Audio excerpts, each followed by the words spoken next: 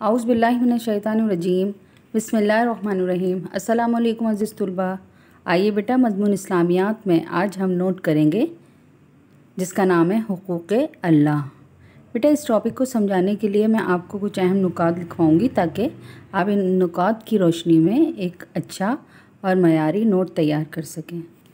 आइए देखिए बेटा, इस टॉपिक के अहम नुकात।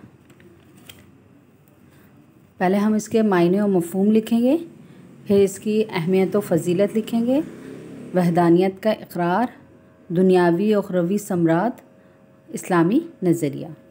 ओके बेटा, ये हो गए इस टॉपिक के अहम नुकात। बेटा, हुकूक जमा है हक़ की।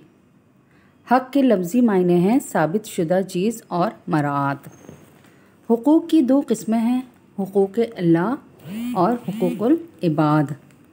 हुकूक अल्लाह से मुराद हमारी वो ज़िम्मेदारियां हैं जो अल्लाह ताला से मुताल्लिक़ हैं, जिनकी अदायगी बेटा इस्लाम हमें तालीम देता है। बेटा, जिस तरह किसी भी इमारत को कायम रखने के लिए बुनियादों और सुतूनों की ज़रूरत होती है, ऐसे ही इस्लाम के कुछ सुतून और बुनियादें हैं, इनको अरकान इस्लाम का नाम दिया जाता है। तौहीद, रिसालत, नमाज, रोज़ा, ज़कात, हज। अब तौहीद क्या है? सिर्फ़ अल्लाह को माबूद मानने का मतलब ये है कि इंसान ये तस्लीम करे कि अल्लाह ही हमारा हाकिम और आका है, सब इसी के मोहताज और दस्ते नगर हैं। इसके सिवा कोई दूसरा हमारी सही और जद्दोजहद का मरकज़ नहीं बन सकता। इसके सिवा कोई हस्ती नहीं जिसकी मर्ज़ी हमारी ज़िंदगी का मकसद करार पा सके। और अल्लाह के बारे में सही इल्म इसके रसूलों के ज़रिए होता है। रसूल ही हमें बताते हैं कि अल्लाह की मर्ज़ी के मुताबिक ज़िंदगी किस तरह बसर की जाए। इसलिए तौहीद के साथ रिसालत पर ईमान लाना भी बहुत ज़रूरी है। रसूलों में सबसे आखिरी रसूल हज़रत मोहम्मद सल्लल्लाहु अलैहि वसल्लम हैं। सही तरीक़े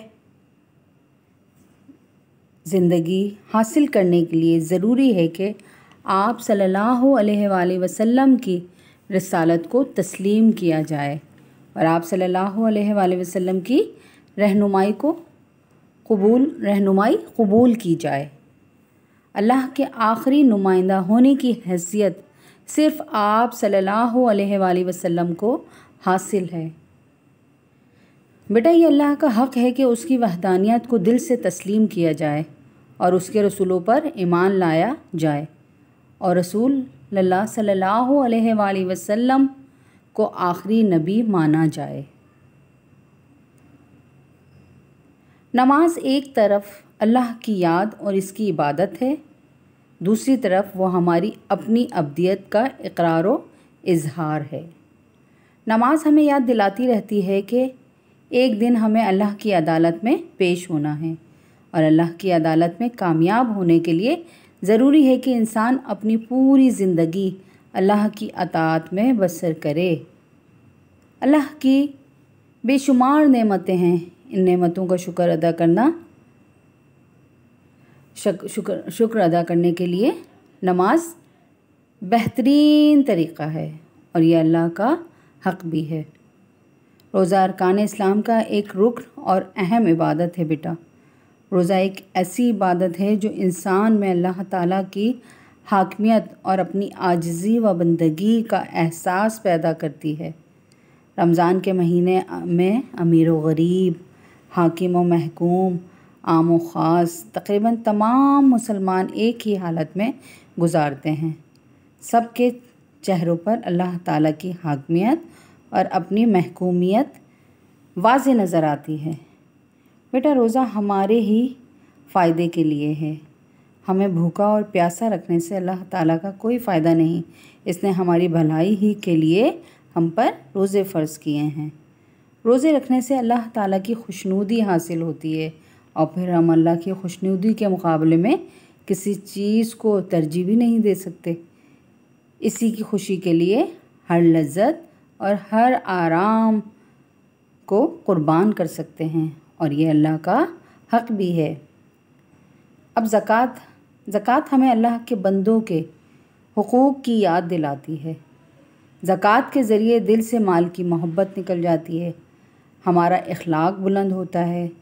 جس طرح چراغ اپنے آپ کو اور اپنے ماحول کو روشن رکھنے کے لیے فیاضی کے ساتھ اپنا تیل خرچ کرتا ہے، ٹھیک بالکل اسی طرح زکوٰۃ کے ذریعے ایک طرف انسان بندگان خدا اور سماج کے کام آتا ہے، اور دوسری طرف وہ اپنی روح کو پاکیزگی بخشتا ہے اور اسے حقیقی آزادی اور مسرت سے ہمکنار کرتا ہے، اور اللہ کی خوشنودی بیٹا ہمیں حاصل ہوتی ہے اللہ کا یہ حق ادا کر کے۔ اب حج دیکھتے ہیں۔ حج ہمارے دل میں اللہ تعالیٰ کی عظمت اور اس کی محبت کا نقش بٹھاتا ہے۔ وہ ہمارے دل میں اسلام کی ایسی محبت پیدا کرتا ہے جو دائمی طور پر دل میں قائم رہنے والی ہے۔ حج ہمیں اس کے لیے تیار کرتا ہے کہ ہم اسلام کی سربلندی کے لیے اپنی ساری دوڑ دھوپ صرف کر دیں اور اللہ کی خوشنودی حاصل کریں۔ اللہ تعالیٰ نے انسان کو پیدا کیا اور اس کی ضرورت کی تکمیل کا سر و سامان بھی کیا۔ وہ اس طرح کہ ایک تو خود اسے بھی عقل و شعور سے نوازا اور دوسرے ساری کائنات کو اس کی خدمت پر لگا دیا۔ انسان اللہ کی عطا کردہ عقل و بصیرت سے کام لے کر کائنات میں اللہ کی پیدا کردہ چیزوں کو جوڑ کر یا ان کو مختلف صورتوں میں ڈھال کر ایسی چیزیں بنا لیتا ہے جن سے انسان کو تمدنی سہولتیں اور جس میں انسانی کو راحتیں حاصل ہوتی ہیں۔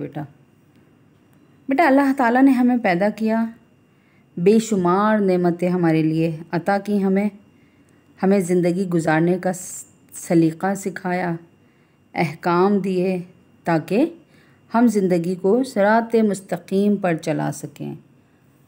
ان احکام پر عمل کرنا ہم پر اللہ کا حق ہے، انہیں ہم حقوق اللہ کہتے ہیں۔ اللہ کے ان احکام کو صحیح طریقے سے اور بھرپور انداز میں ماننے کا نام بندگی ہے۔ بندگی کا سلیقہ ہمیں تب ہی آ سکتا ہے جب ہم یہ جانیں کہ حقوق اللہ کیا ہیں اور ان کو کیسے پورا کیا جا سکتا ہے۔ بیٹا قرآن پاک اس سلسلے میں ہماری مکمل رہنمائی کرتی ہے۔ اللہ پاک ہمیں قرآن پاک کو پڑھنے اور اسے سمجھ کر اس کے احکامات پر عمل کرنے کی توفیق عطا فرمائیں، آمین۔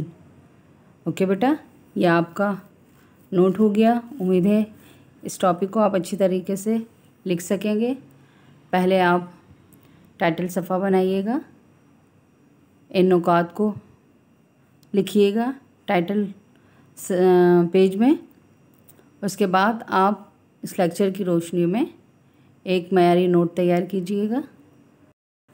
اس کے علاوہ بیٹا آپ کی درسی کتاب میں حصہ حفظ قرآن صفحہ نمبر 3 پر سورۃ الہمزہ موجود ہے۔ آپ کو اسے حفظ یعنی یاد کرنا ہے، اور صفحہ نمبر 4 پر آیت الکرسی ترجمے کے ساتھ موجود ہے، اسے بھی آپ ترجمے کے ساتھ یاد کریں گے۔ اوکے بیٹا، پھر ملاقات ہوگی۔ اللہ حافظ۔